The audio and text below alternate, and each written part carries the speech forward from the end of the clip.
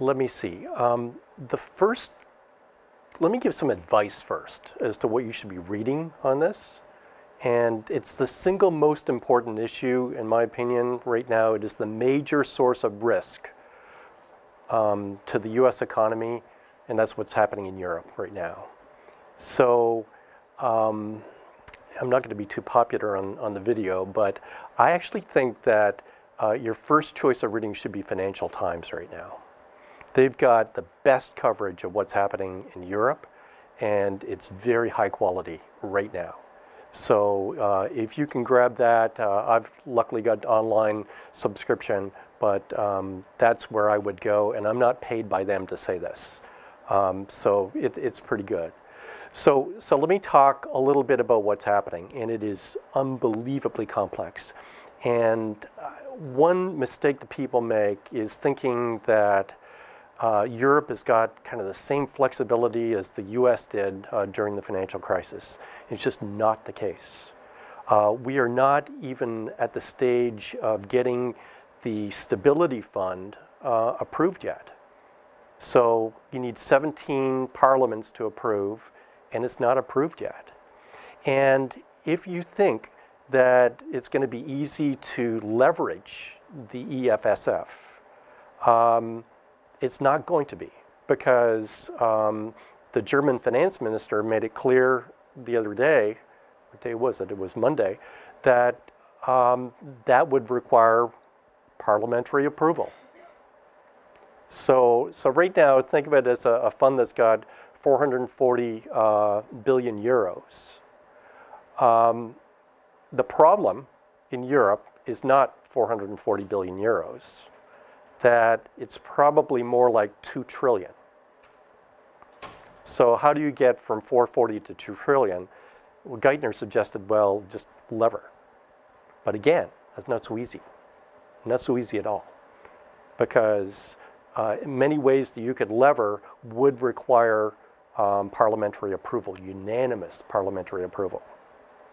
So there are some ways, I think, that it could be done, but the degree of leverage is going to be more moderate than people are expecting that they could do.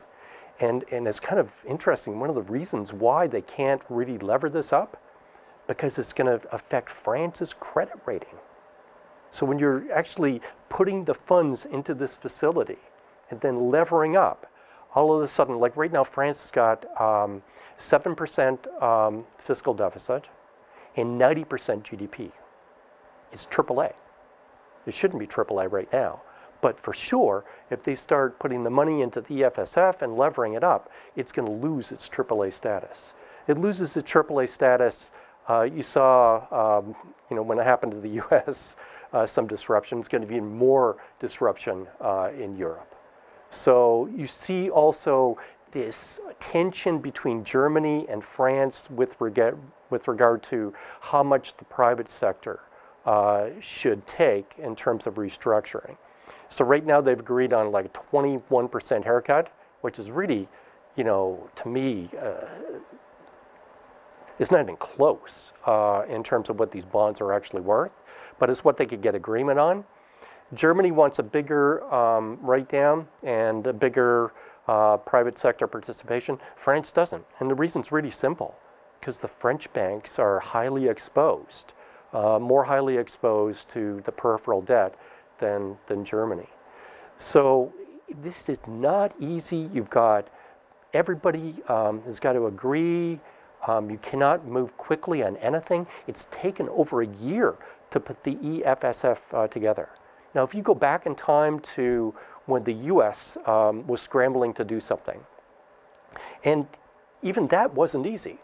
So Paulson went to Congress with the TARP proposal with the chairman of the Fed side by side. And the original TARP proposal actually was defeated in Congress. But they went back pretty quickly and got approval. And one thing that you can't underestimate the importance of was that they got $700 billion, but they also got flexibility. The original proposal was to use the $700 billion to basically buy the bad assets of the banks. Okay, so to relieve them of the toxic assets. And in the end, they used it for a totally different purpose. They used it to recapitalize. That's not what they told Congress. So they did something different. And they had the flexibility of actually doing that. That's not going to be the case in terms of the EFSF. So they don't have the flexibility. They're slow. This issue has been known for so long, yet they're still fumbling around. It creates huge uncertainty in the market. Yesterday, they said there's going to be another stress test in Europe. Okay, that's good. Because the last one said that they were short in terms of capital needs of 2.5 billion. Okay, and that's a joke. That's not even close. Dexia's in the news in terms of its troubles. You know, just that one bank alone, the 2.5, you know, doesn't even come close to covering. So 2.5 is not even close. 250 billion euros, not even close. The 440 billion euros in the EFSF is not even close. Okay, so you see you've got problems. So where do I come down on this? And we can complain a lot, but what are we actually going to do here? And basically what I've suggested is that we need to cut off the so-called bailout money going to the countries. It's just not productive. Okay, we need to put Greece into bankruptcy. If you put the money to Greece, basically not enough has happened there in terms of reforms so that even if you eliminated their debt, they're just going to run it up again. So right now it's projected to be maybe 175% of GDP, which is not sustainable. The ECB's been in there buying sovereign debt. And basically all they can do with what they've been doing is to hold the rate, not bring the rate down.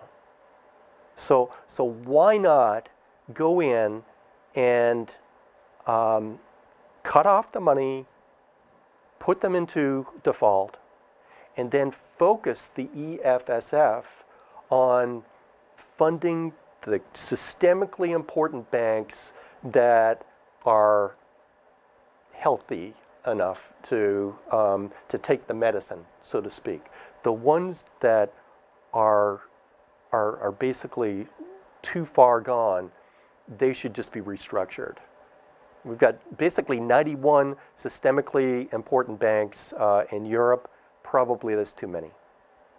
So I don't like this idea of going and bailing out everybody. I've never liked that. I was very critical when the 2008-2009 crisis was going on of this attitude, everybody should be bailed out. That's not the way it works in business. You take a reckless risk, then you should, you know, basically risk involves getting high returns, and sometimes it involves taking a loss.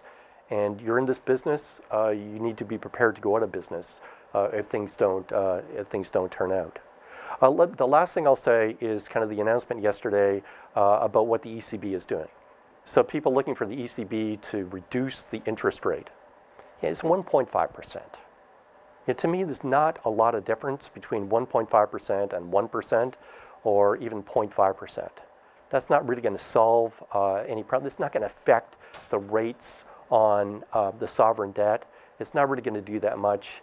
And basically what they did is they said that they'll go in and buy $40 billion of so-called covered bonds in a program. It's and basically, you know, covered bond is not like buying senior, you know, debt that has basically no collateral. The covered debt actually attaches some collateral to it. So they're actually taking some of this debt. The problem is, if they buy this off the banks, what are the banks going to do with it? And this has been an issue in the past. So the ECB buys some of the covered bonds, right? And then the banks take the money, and they get a great interest rate, right, from the ECB. What do? Let's buy some high yield, some sovereign debt.